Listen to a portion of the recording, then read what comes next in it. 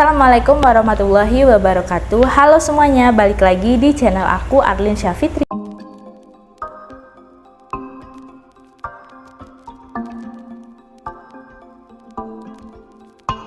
Terima kasih buat kalian yang sudah klik video ini. Di channel ini aku akan membahas tentang criminal case dan horror story.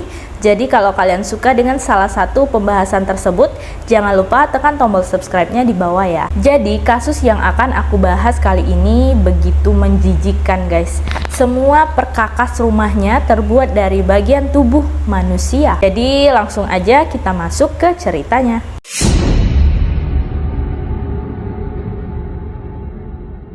Edward Theodore Jane atau lebih dikenal dengan nama Ed Jane. Ed lahir dalam sebuah keluarga yang bisa dibilang berantakan guys. Ya seperti kasus-kasus psikopat lainnya lah, tumbuh dari keluarga yang kurang harmonis gitulah guys. Ed memiliki saudara bernama Henry.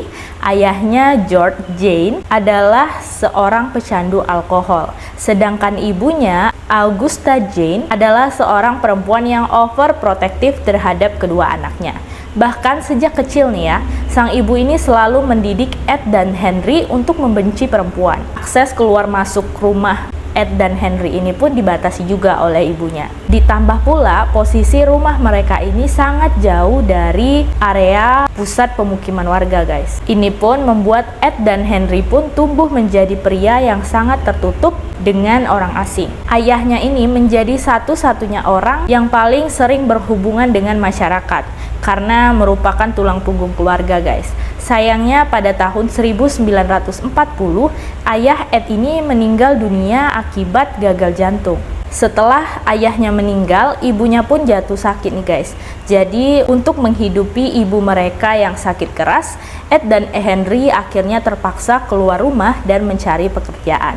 Meski agak aneh nih, masyarakat tetap menerima Jane bersaudara karena dianggap cukup ulet, pekerja keras, dan bersedia melakukan pekerjaan apapun. Dan pada tahun 1944, saat bekerja merenovasi sebuah rumah, Ed dan Henry ini terlibat sebuah kecelakaan guys.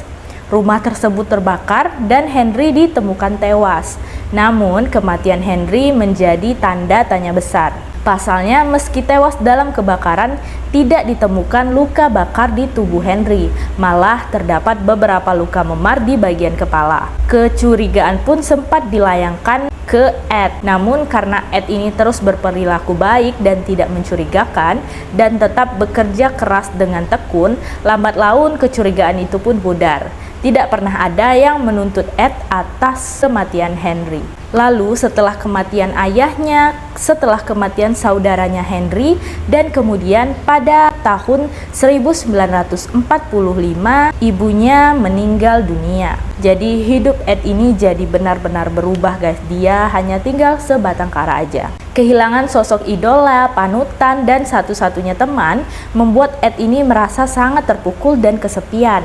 Karena sudah tidak memiliki tanggungan, Ed yang tengah berduka memutuskan untuk menjalankan usaha pertanian sendirian dan semakin menutup diri nih dari masyarakat. Setelah kematian ibunya itu, Ed juga mulai mempelajari anatomi tubuh perempuan hingga belajar sejarah kekejaman Nazi. Tapi sampai cerita ini ya, penduduk sekitar tuh melihat semuanya masih terlihat normal-normal aja. Hingga pada 16 November tahun 1957, seorang perempuan pemilik toko perkakas Bernice Warden menghilang. Anak Bernice ini yang bernama Frank, yang merupakan seorang wakil sheriff, langsung turun tangan nih untuk mengusut kasus ibunya. Penyelidikan dia ini lalu berujung pada nama Ed Jane yang diketahui beberapa kali menyambangi toko Warden, namun tidak pernah membeli apapun. Frank pun memutuskan untuk pergi nih ke rumahnya si Ed. Saat sampai ke rumah Ed, Frank ini sudah mencoba mengetuk pintu Ed beberapa kali, namun tidak ada tanggapan sama sekali. Ia pun berinisiatif nih masuk melalui gudang kayu, namun apa yang ia temukan sungguh di luar dugaan. Nah ini nih guys yang begitu sangat menjijikkan. Begitu masuk gudang kayu nih, hal yang pertama kali Frank lihat adalah tubuh seorang perempuan yang digantung dalam posisi terbalik tanpa kepala. Di bagian kelamin hingga dada terdapat sebuah sobekan panjang yang digunakan untuk mengeluarkan organ dalamnya. Kalian pernah lihat proses penyembelihan hewan kurban gak?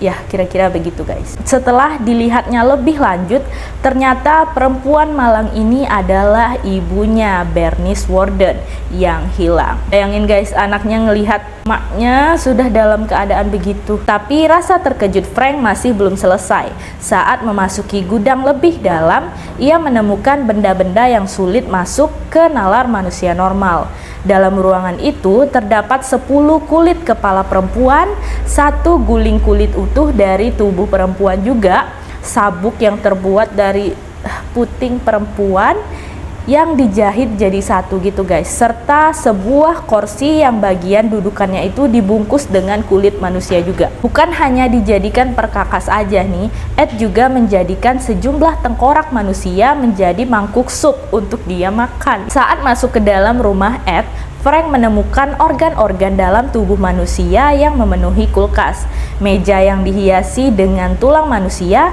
serta lampu meja juga yang bagian kapnya dibuat dari kulit wajah. Di dalam kamar Ed pun terlihat sebuah tempat tidur yang dihiasi tengkorak manusia, serta 1 kepala utuh yang digantung menjadi hiasan dinding. Di sisinya terdapat 9 kulit wajah perempuan yang juga dipajang. Yang paling gilanya nih guys, Frank juga menemukan sejumlah potongan alat kelamin manusia di dalam kotak sepatu serta kulit wajah perempuan yang dijadikannya masker. Oh my god. Intinya hampir seluruh interior dan fashion di dalam rumah Ed ini dibuat sendiri menggunakan tubuh manusia. Akibat temuan fantastis itu guys, Ed ini langsung diciduk dan diadili oleh polisi. Selain disidang karena pembunuhan terhadap Bernice Worden, Ed juga diduga telah membunuh seorang pemilik bar bernama Mary Logan pada tahun 1954 silam. Diduga Mary merupakan perempuan hidup yang jadi korban pertama Ed. Kenapa aku bilang korban hidup pertama? Sebab Ed mengaku selama ini hanya membunuh 2 orang perempuan saja. Sedangkan tubuh manusia yang sisanya tadi, ia dapat tuh dari menggali kuburan perempuan yang baru saja meninggal. Selain tubuh Bernice dan Mary, diperkirakan ada sekitar 15 mayat perempuan lainnya yang sudah diubah menjadi berbagai macam benda oleh Ed. Saking banyaknya nih guys, Ed bahkan gak ingat berapa jumlah mayat perempuan yang ia kumpulkan. Lalu di depan pengadilan, Ed mengaku membuat karya seni sadis itu karena ingin hidup sebagai perempuan utuh seperti idolanya, yaitu sang ibu. Untuk itu, Ed kerap mengenakan pakaian perempuan dan topeng dari kulit wajah perempuan, serta berpura-pura nih menjadi ibunya. Karena dianggap tidak kompeten secara mental untuk mengikuti persidangan, Ed akhirnya dijebloskan ke rumah sakit jiwa Institut Kesehatan Mental Mendota selama 10 tahun. Selama di rumah sakit jiwa, Ed dikenal sebagai orang yang sangat baik, sopan, lembut, dan bijaksana juga. Dan cenderung tidak menyusahkan lah gitu. Setelah dianggap cukup kompeten untuk mengikuti sidang, Ed lalu disidang dan dinyatakan bersalah. Namun ia tidak dijatuhi hukuman kurungan nih guys. Dia dinyatakan sebagai tahanan gila aja dan dikurung nih di Institut Kesehatan Mental Mendota hingga tutup usia pada 26 Juli 1984 akibat kanker paru-paru dan gagal jantung. Karena kisah ini terbilang sangat luar biasa kejam dan gilanya, banyak penulis dan pembuat film horor yang mengadaptasinya menjadi buku dan film. Salah satunya adalah sutradara horor kenamaan Alfred Hitchcock dengan film Psycho. Kisah ini juga menginspirasi film Texas Chainsaw Massacre serta film Leatherface yang pelakunya mengenakan topeng kulit manusia dan menggantung korbannya seperti daging kurban guys. Dan masih banyak lagi film-film yang terinspirasi dari kisah Ed ini. Jadi guys, begitulah kasus dari Ed Gein ini. Menurut opini kalian gimana guys? Tulis komentar kalian di bawah ya. Oke, kalau gitu sampai sini dulu video aku kali ini. Jangan lupa di like, comment, dan subscribe. Dan jangan lupa follow Instagram aku @arlinsya_fitri. Dan sampai jumpa di video berikutnya. Bye-bye.